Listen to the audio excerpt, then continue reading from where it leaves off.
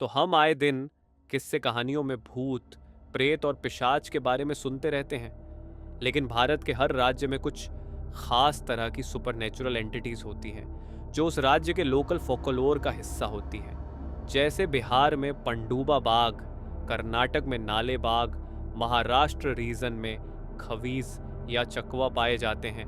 ठीक उसी प्रकार उत्तराखंड के पहाड़ों में पाए जाते हैं मसान, अचारी और ब्रह्म राक्षस।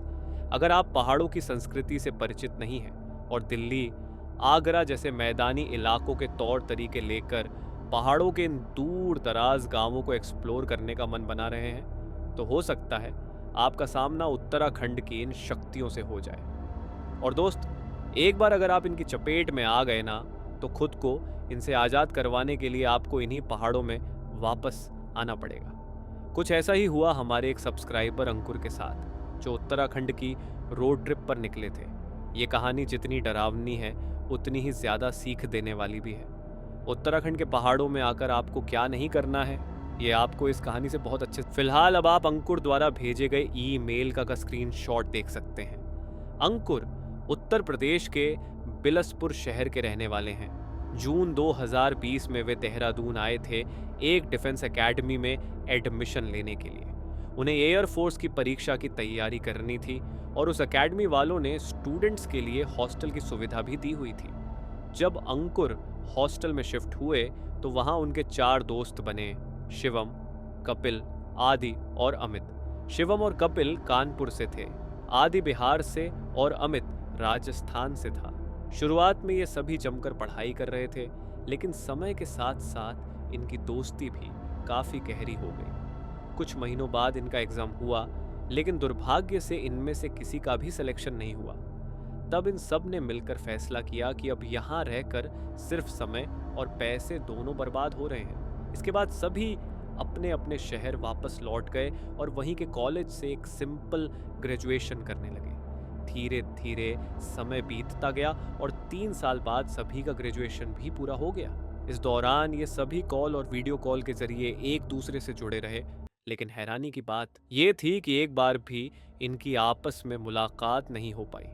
15 अप्रैल 2024 को अचानक कपिल का व्हाट्सएप पर एक ग्रुप कॉल आता है। कपिल कहता है, यार इतना टाइम हो गया है, हम लोग एक बार भी आपस में मिले नहीं हैं। क्यों ना हम सब मिलकर एक ट्रिप प्लान करें, अपना एक रियूनियन भी हो जाएगा।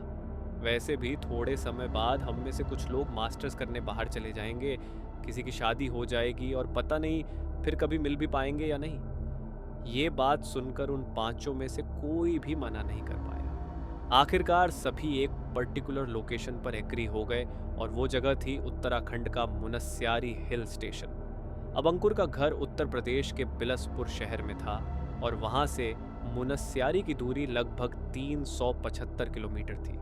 अंकुर ने कहा, देखो सबसे नज़दीक मेरा ही घर पड़ता है, तुम सब लोग 2-3 दिन पहले मेरे घर आ जाओ, थोड़ा तैयारी कर लेंगे और फिर साथ में रोड ट्रिप पर निकलेंगे। 25 मई 2024 को सभी दोस्त अंकुर के घर बिलसपुर पहुंच जाते हैं। 26 मई का पूरा दिन इन्होंने तैयारियों में और साथ समय बिताने में निकाल दिया। 27 मई को प्लान था कि शाम को बिलसपुर से मुनस्यारी के लिए निकलेंगे। यहाँ अंकुर कहता है, हम लोग 5 से 6 बजे के बाद ही निकलेंगे क्योंकि उस समय ट्रैफिक नहीं मिलेगा। लेकिन शायद अंकुर इस बात से अनजान था कि जिस ट्रैफिक को वो स्किप करना चाह रहा था, वही ट्रैफिक असल में उन्हें किसी और ही रास्ते पर ले जाने वाला था, के चक्कर में उन्हें कुछ और ही मिलने वाला था। शाम करीब 5 बजे सभी दोस्तों ने अंकुर की टाटा हैरियर गाड़ी में अपना सामान लोड किया। शाम 7 बजे के आसपास वे सभी आखिरकार अंकुर के बिलसपुर वाले घर से मुनस्यारी के लिए निकल पड़े। लगभग 50 किलोमीटर चलने के बाद उन्हें रास्ते में एक बियर की दुकान दिखाई दी।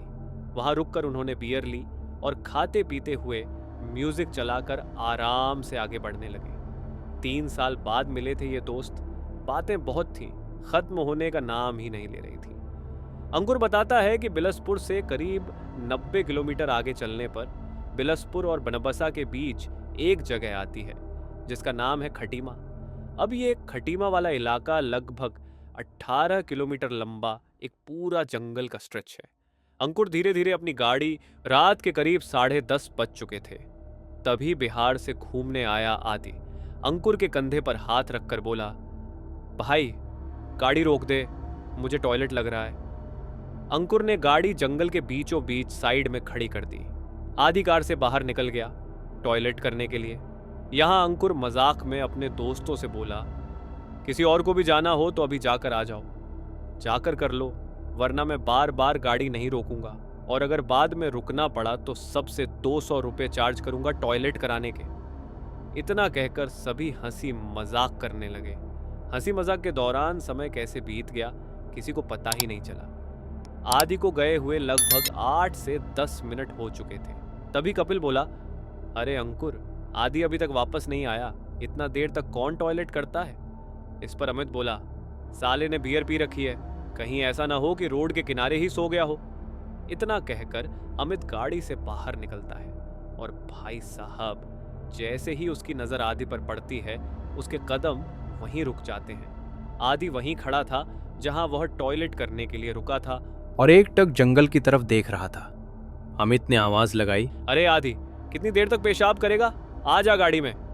तभी आदि बिना पीछे देखे वहीं खड़े खड़े बोला, अमित, सबको गाड़ी से बाहर निकाल और जल्दी यहाँ आ। अमित अपने बाकी दोस्तों को लेकर आदि के पास पहुंचा। आदि ने कहा, भाई सामने देखो, कितनी सुंदर लड़की खड़ी है। सभी दोस्त आदि के साथ साथ जंगल की तरफ देखने लगे, लेकिन उन्हें वहां कोई भी लड़की नजर नहीं आई। तभी आदि बोला, अरे देखो, वो जा रही है। ये सुनकर सबने एक साथ कहा, यार आदि, तेरा दिमाग खराब हो गया है क्या? यहाँ ना कोई गाड़ी रुकी है ना कोई बाइक, फिर कोई लड़की उतर कर जाएगी कहाँ से? कपिल बोला, तूने ज्यादा पी रखी है आदि, इसलिए तुझे चढ़ गई है। चल गाड़ी में बैठ चुपचाप। आदि जंगल की तरफ देखते हुए धीरे धीरे कार तक पहुंचा। सभी ने मिलकर किसी तरह आदि को गाड़ी के अंदर बैठाया, लेकिन आदि लगातार यही दोहराता रहा, भाई मैंने उसे देखा है, वो लड़की बहुत प्यारी थी, उसने मुझे देखकर स्माइल की और फिर जंगल की तरफ जाने लगी। तुम लोग जैसे ही मेरे पास पहुंचे वो चली गई। अंकुर बताता है कि उस रास्ते पर आदमी के नाम पर सिर्फ वन विभाग के 2 चेक पोस्ट ही दिखाई देते हैं, उनके अलावा वहां कोई भी इंसान नजर नहीं आता। किसी तरह दोस्तों ने आदि को समझा बुझाकर गाड़ी में बैठा दिया, लेकिन आदि लगातार खिड़की की तरफ से बाहर उसी जगह को देखता जा रहा था जहां वे लोग टॉयलेट के लिए रुके थे। वहां से लगभग 10 मिनट आगे बढ़ने के बाद अचानक आदि पीछे से अंकुर को पकड़ लेता है और घबराई हुई आवाज में बोलता है, भाई वो लड़की फिर से दिखी है, देखो वहां रोड के साइड में खड़ी है। ये सुनते ही अंकुर को गुस्सा आ जाता है। वह चिल्लाकर बोलता है, यार मुझे गाड़ी चलाने दे क्यों बार बार डिस्टर्ब कर रहा है? तभी आदि घबराया हुआ और जिद पर अड़ा कहता है, भाई बस एक बार गाड़ी रोककर चलकर देख लेते हैं, प्लीज एक बार देख लेंगे, उसके बाद मैं कुछ नहीं बोलूंगा। अगर तुम्हें लड़की नहीं दिखी तो मैं दोबारा इस बारे में बात भी नहीं करूंगा। अमित अंकुर से बोलता है, क्या कहते हो? ठीक है, गाड़ी साइड में रोक दे, एक बार इसकी तसल्ली के लिए देख ही लेते हैं। आखिरकार वे लोग दोबारा जंगल वाली सड़क के साइड में गाड़ी रोक देते हैं। सभी गाड़ी से बाहर निकलते हैं। जहां गाड़ी खड़ी थी वहां से करीब 15 से 20 मीटर पीछे पैदल चलते हैं। जब वे लोग उस स्पॉट पर पहुंचते हैं तो देखते हैं कि रोड के साइड से जंगल की तरफ एक पतला सा रास्ता जा रहा है। आदि चुपचाप वहीं खड़ा होकर उस रास्ते की तरफ देखने लगता है। आदि कहता है, अभी जब हम यहाँ से गुजरे थे ना, तब मैंने इसी जगह पर उस लड़की को खड़े देखा था।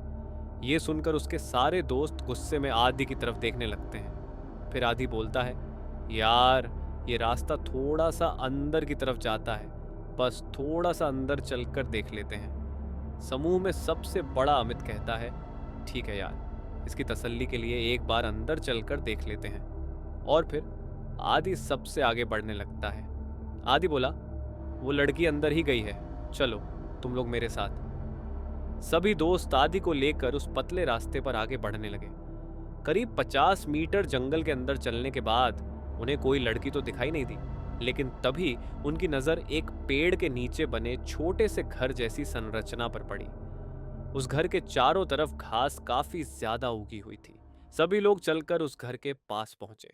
थोड़ा अंदर जाने की 3 तरफ पत्थर की दीवारें थीं और जो सामने की दीवार थी वह काले कोयले जैसी दिख रही थी। उन्होंने ऊपर नीचे चारों तरफ देखा, लेकिन कहीं भी उन्हें लड़की नजर नहीं आई। तभी शिवम की नजर अचानक उस कोयले जैसी दीवार पर जाती है। वहां सफेद रंग से कुछ लिखा हुआ था। शिवम थोड़ा और करीब गया और पढ़ा, चलो कोई तो आया मिलने। शिवम घबरा कर सबको आवाज देता है, भाई ये देखो यहाँ क्या लिखा है।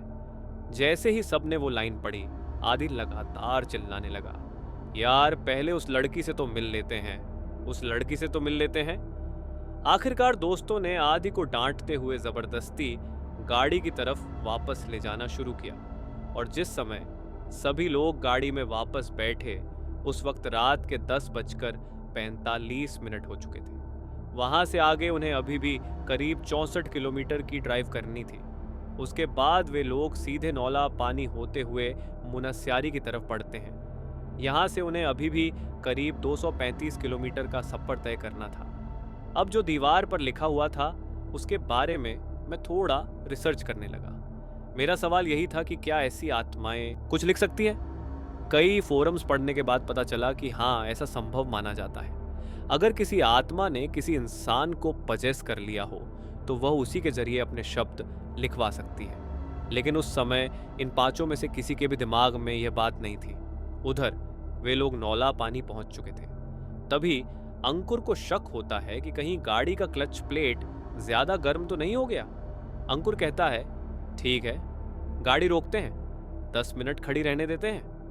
कपिल और अंकुर गाड़ी से बाहर निकलते हैं। दोनों ने बोनट खोलकर गाड़ी के अंदर पानी उछाला और यह डिसाइड किया कि जब तक गाड़ी थोड़ी ठंडी नहीं हो जाती वे यहीं रुकेंगे। तब तक ये लोग वहीं खड़े होकर सिगरेट वगैरह पी लेते हैं।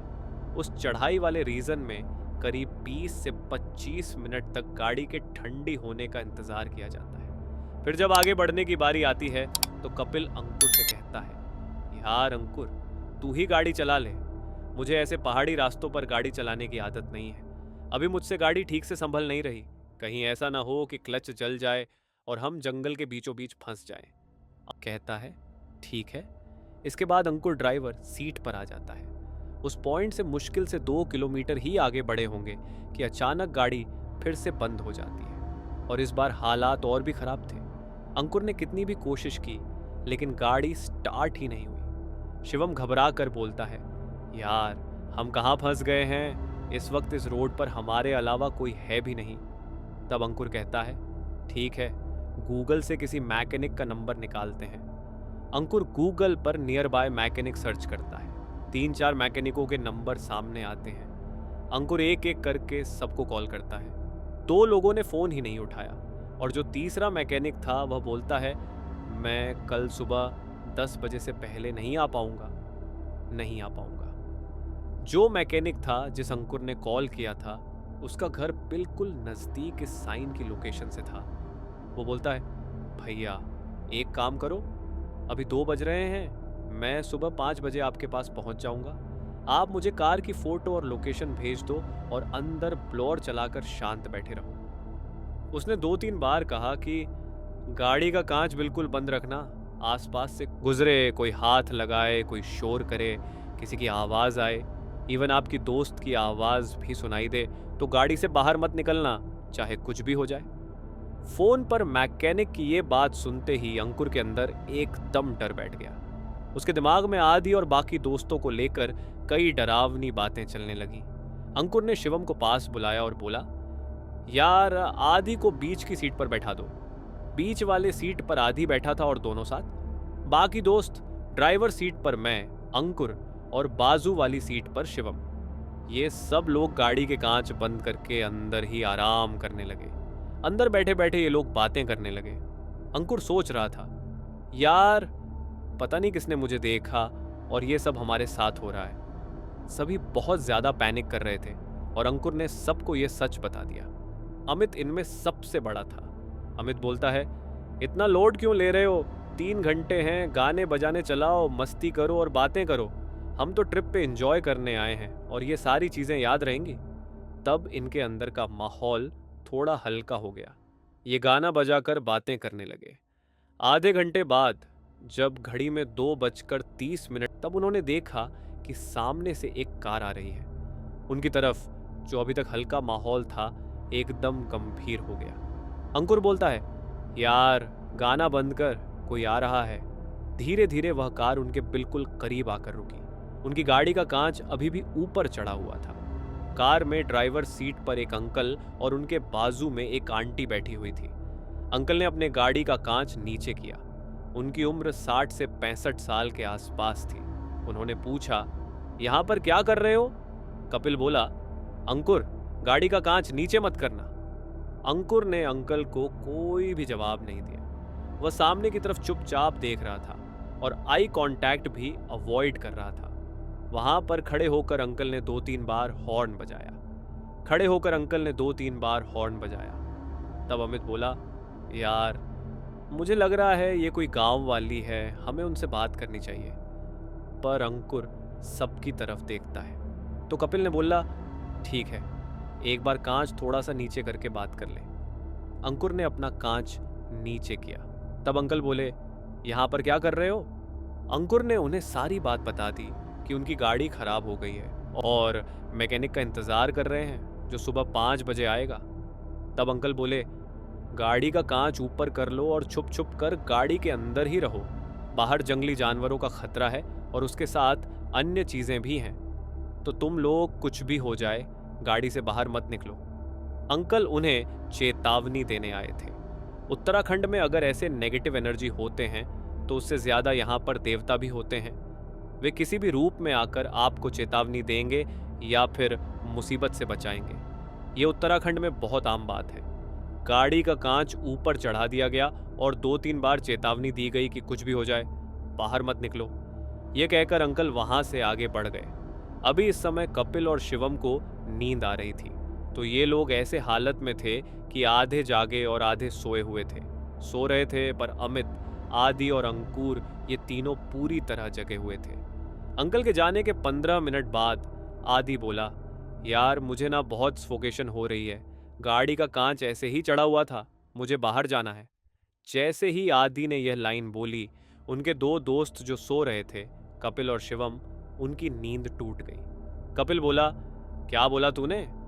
आदि बोला, मुझे बाहर जाना है यार, सफोकेशन हो रहा है, तुम लोगों ने कांच चढ़ा के रखा हुआ है। तब अमित बोला, नहीं भाई, तू कहीं नहीं जाएगा, और उसने कांच नीचे कर दिया। आदि बोला, नहीं यार, बस 2 मिनट, मैं ज्यादा दूर नहीं जाऊंगा, कार के पास ही, पर मुझे थोड़ा सा हवा चाहिए। तब सभी ने अपने गाड़ी का कांच नीचे किया और आधी गाड़ी से बाहर निकलकर थोड़ी दूर गया। 1-1.5 मिनट के बाद अंकुर बोलता है, यार अमित, तुम्हें कुछ सुनाई दे रहा है? कोई आवाज आ रही है? अमित बोला, कैसी आवाज? अंकुर बोला, आदि किसी से बात कर रहा है। तब कपिल बोला, साइड से, यार हो सकता है घर पर फोन से बात कर रहा हो। तब अंकुर बोला, नहीं, वह जिससे बात कर रहा है उस दूसरे इंसान के भी आवाज आ रही थी, ध्यान से सुनो। तब सब ने बहुत कोशिश करके सुनना जरूरी समझा। तब उन्होंने सुना कि आदि धीरे धीरे किसी से बात कर रहा है और उधर से एक फीमेल उसकी रिस्पॉन्ड कर रही थी। वो फोन पर बात कर रहा था तो इस लड़की की आवाज थोड़ी ही सुनाई दे रही थी। भाई, इन सब के दिमाग के एंटेना यहाँ ऊंचा हो चुका था। अंकुर ने हल्के से अपनी गाड़ी का गेट खोला और देखा कि जहां उसकी कार खड़ी थी उसके बिल्कुल रोड के साइड पर थोड़ा पीछे जाकर, ऐसा नहीं कि रोड सेफ्टी के लिए गाड़ियों में ऐसे छोटी सी पुलियां बनाई होती है, तो आदि उसी पुलिया पर बैठा हुआ था और एक साइड मुंह करके किसी से बात कर रहा था। अंकुर बोला, यार गाड़ी से जल्दी बाहर निकलो। तब सब बाहर निकलकर आदि की तरफ बढ़ने लगे। जब वे उसके बिल्कुल करीब पहुंचे तब अमित बोला, किससे बात कर रहा है तू? आदि ने कोई जवाब नहीं दिया। अभी तक उसकी गर्दन टिल्टेड थी, लेकिन अब वह बिल्कुल सीधे होकर अमित की तरफ देखने लगा। तब अंकुर बोला, क्यों देख रहा है? तू किससे बात कर रहा है, बता। तब आदि अंकुर की तरफ भी देखने लगा। अंकुर ने बोला, एक थप्पड़ ले ले तभी ठीक होगा। पर आदि का जो रिएक्शन था ना, उसने इन सारे लड़कों को अंदर से हिलाकर रख दिया था। आदि बोलता है, तुम लोग 10 बजे से ही मेरे को परेशान कर रहे हो ना, ऐसे मुझे आदि से बात भी नहीं करने दे रहे हो। यहाँ पर आदि की आवाज के साथ साथ एक लड़की की आवाज भी निकल रही थी, जैसे ही इन सब ने आदि का वो रूप देखा, ये बहुत ज्यादा डर गए। अमित यहाँ पर कांपते हुए पूछता है, आदि तुझे क्या हो गया यार, तू ऐसे क्यों रिएक्ट कर रहा है? तब आदि बोलता है, कुछ नहीं हुआ, मैं इसे अपने साथ लेके जाऊंगी। अमित ने बौखला कर पूछा, कहाँ लेके जाऊंगी? तब आदि फिर से उस लड़की की आवाज के साथ बोलता है, वही लेके जाऊंगी जहां से तुम लोग इसे भगा के लाए हो। ये उस जंगल वाले घर की तरफ इशारा कर रही थी। इन सब की सांसें थम गई। ये लोग दौड़कर कार के पास आए और सब अंदर बैठकर अपने अपने दरवाजे लॉक कर लिया। आदि वहीं पर खड़ा था, पुलिया के पास।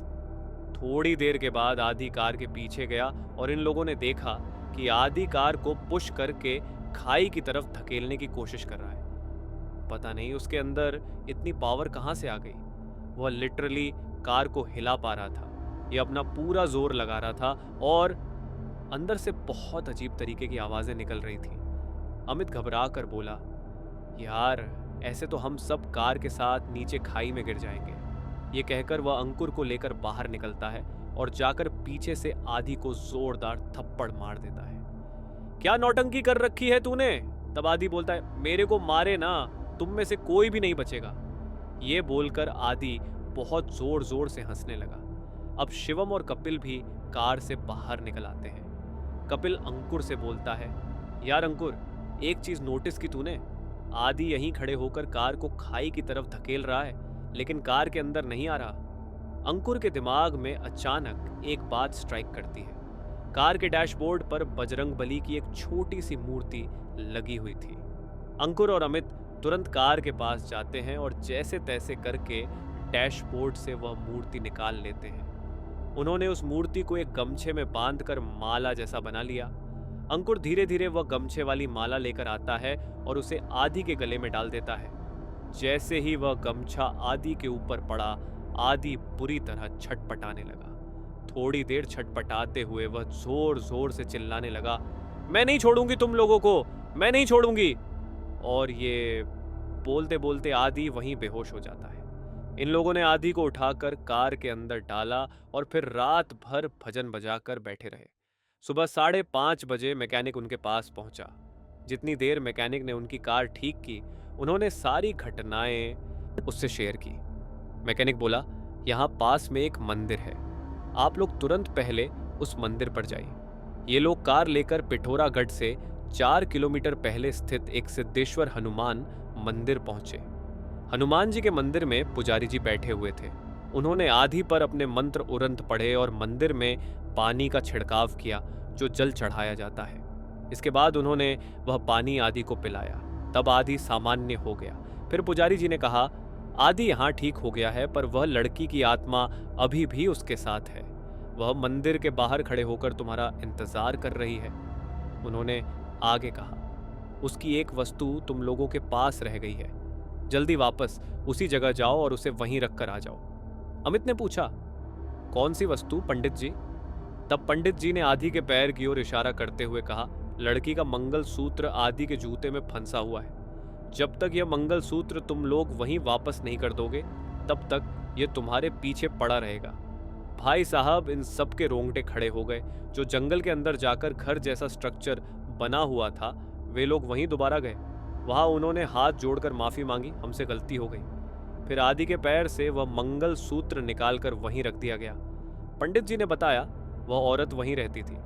कई साल पहले जब वह अपने पति के साथ मोटरसाइकिल से उस एरिया को क्रॉस कर रही थी, तब उनका एक्सीडेंट हो गया। उस औरत और उसके पति दोनों की मृत्यु हो गई। पति की आत्मा को मुक्ति मिल गई, पर यह औरत अभी भी भटक रही है। वह किसी की तलाश में है जिसके साथ वह रह सके। उसका टारगेट आदि ही था। अगर आदि कुछ दिन तक यह मंगल सूत्र अपने पास रखता और पहाड़ी वाले रीजन से बाहर निकल जाता, तो आदि को उस औरत के चंगुल से छुड़ाना बहुत मुश्किल हो जाता। इन सब लोगों ने वहां हाथ जोड़कर ट्रिप कैंसिल करने का फैसला किया और सब वापस बिसलपुर लौट आए, अंकुर के घर। पर इनका जो मुनस्यारी का ट्रिप था, वह अधूरा ही रह गया। देखो, इन उत्तराखंड और हिमाचल के पहाड़ों में अपने तरीके होते हैं। यहाँ नियम कायदे हैं। कुछ बड़े मन वाले लोग यहाँ आते हैं और पहाड़ों में किसी छोटे से कॉर्नर को देखकर वहीं बैठ जाते हैं, दारू पीते हैं, सिगरेट जलाते हैं, गंदगी फैलाते हैं। इस दौरान वे भूल जाते हैं कि जिस जगह पर बैठकर ये लोग गंदगी फैला रहे हैं वहाँ कैसी कैसी शक्तियों का वास है। भाई, इन पहाड़ों की एंटिटीज इतनी ज़्यादा पावरफुल होती हैं कि ये किसी आम आदमी के बस की बात नहीं। इसलिए जब आप पहाड़ों में जाए तो यहाँ के तरीकों का पालन करें, रिस्पेक्ट करें यहाँ के रिवर्स और नेचर का। ये थी अंकुर की पूरी कहानी। अगर आपकी ज़िंदगी में भी ऐसे कोई घटनाएं हुई हैं तो नीचे दिए गए ईमेल आईडी पर आप अपनी कहानी मुझे भेज सकते हैं। मिलते हैं अगले वीडियो में। तब तक अपना ध्यान रखें और हर हर महादेव। अगर आज की कहानी सुनने के बाद आपके आसपास की खामोशी अजीब लग रही है तो समझ लीजिए कहानी अभी खत्म नहीं हुई। वीडियो पसंद आई हो तो लाइक करें, इससे शेयर करें और ऐसी ही खौफनाक कहानियों के लिए सब्सक्राइब ज़रूर करें।